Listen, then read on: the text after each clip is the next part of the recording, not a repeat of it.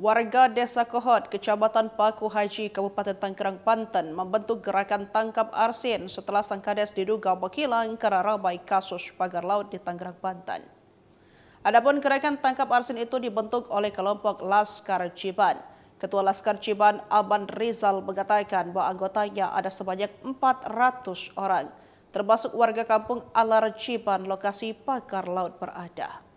Aman kepada Kompas.com melalui sambungan telepon pada Senin 10 Februari 2025 malam menjelaskan tujuan dibentuknya gerakan tersebut adalah untuk upaya mengantisipasi jika nanti Kepala Desa Kohot Arsin bin Arsim dijadikan buron oleh polisi. Aman pun menyebut saat ini Arsin sudah tidak ada di Desa Kohot dan mangkir dari panggilan pemeriksaan baik Kementerian Kelautan dan Perikanan maupun Kejaksaan Agung. Sebelumnya, kata Aman, warga Desa Kohot juga sudah pernah mengadukan Arsin kepada Inspektorat dan Bupati Tangerang, namun laporan tersebut tidak digubris. Warga lainnya, Aman juga mendukung upaya penegakan hukum dalam pemeriksaan terhadap Arsin. Aman mengatakan warga Kohot akan membantu mencari Arsin jika Arsin masuk dalam daftar pencarian orang. Bareskrim Polri menggeledah rumah dan kantor Kades Kohot Arsin bin Asib di Jalan Kalibaru, Paku Haji, Tangerang pada Senin malam 10 Februari. Penggeledahan ini terkait pemalsuan sertifikat pagar laut di perairan Tangerang, Banten. Pantauan di lokasi rumah luas berwarna putih tersebut digeledah sejumlah penyidik Bareskrim Polri sekira pukul 19 waktu Indonesia Barat. Terlihat pengawal Kades atau Pas Pamdes sebanyak 10 orang berjaga di rumah Kades Arsin saat penggeledahan berlangsung. Selain itu terlihat pula Ketua RT dan RW setempat ikut menyaksikan penggeledahan. Penyidik Bareskrim Polri langsung masuk ke rumah Arsin dan mulai melakukan penggeledahan serta mengambil berkas yang diperlukan. Terlihat pula satu unit mobil Honda Civic putih berplat nomor B412SIN serta mobil Avanza berplat dinas terparkir di halaman rumah Arsin. Tim penyidik Bareskrim Polri dan Inafis Polresta Tangerang turut menggeledah kantor Desa Kohot yang tak jauh dari rumah Arsin. Polisi masuk ke ruang Kepala Desa Kohot dan langsung memeriksa berkas yang ada. Penyidik juga mengambil beberapa dokumen penting terkait dugaan perkara pemalsuan sertifikat pagar laut di Tangerang. Usai menggeledah ruang Kepala Desa, pihak Bareskrim Polri dan Inafis juga turut menggeledah ruangan Sekretaris Desa Kohot. Dalam penggeledahan tersebut, baik di kantor desa, tidak ada satupun terlihat pejabat Desa Kohot yang tampak hadir.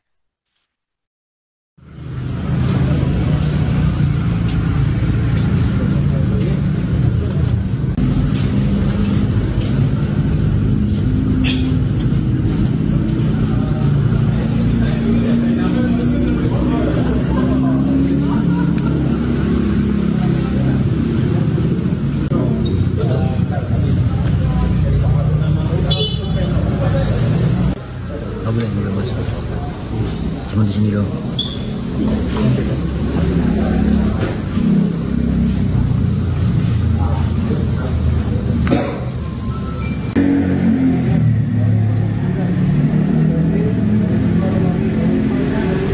Dengan terlapor Arsin bin Asib nomor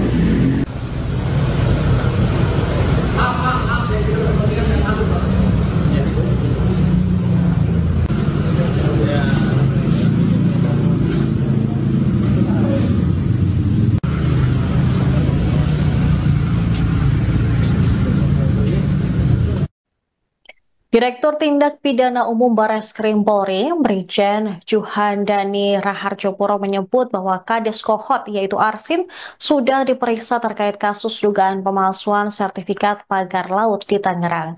Kades Kohot tersebut diperiksa sebagai saksi dalam kasus ini. Selain Arsin, istri dan kerabatnya juga menjalani pemeriksaan. Istri Arsin tampak mengenakan pakaian putih bercorak hijau dan duduk di ruangan penyidik Polsek Paku Haji. Tidak sendirian, istri Arsin tersebut ditemani satu anggota keluarganya yang diduga merupakan adik dari Kades Arsin. Pria tersebut duduk di samping istri Arsin dengan mengenakan jaket dan celana panjang hitam. Keduanya tampak diminta menandatangani sebuah berkas yang diduga berisi berita acara perkara soal pagar laut Tangerang. Setelah memeriksa Arsin, Bareskrim juga menggeledah kantor Desa Kohok di kediaman dan juga kediaman Arsin pada Senin malam. Polisi tidak mau menerka-nerka apakah hasil pemeriksaan Kades Kohot Arsin bakal ditingkatkan statusnya sebagai tersangka. Hal tersebut nantinya akan terungkap setelah Bareskrim selesai menggelar pemeriksaan dan melengkapi alat bukti yang cukup. Bareskrim juga telah mendapatkan temuan bahwa pihak terlapor dalam kasus dugaan pemalsuan surat izin proyek pagar laut adalah AR. Dengan pihak korban merupakan Negara Kesatuan Republik Indonesia. Akan tetapi, Juhandani mengaku belum bisa menjelaskan latar belakang AR, apakah dari kementerian atau aparat desa. Dalam kasus ini, Bareskrim telah memeriksa 44 saksi, baik dari warga setempat, kementerian maupun instansi. Di sisi lain, Bareskrim juga menemukan fakta bahwa peristiwa pemalsuan surat izin berupa sertifikat hak guna bangunan dan sertifikat hak milik pagar laut sudah terjadi sejak 2021 sampai saat ini.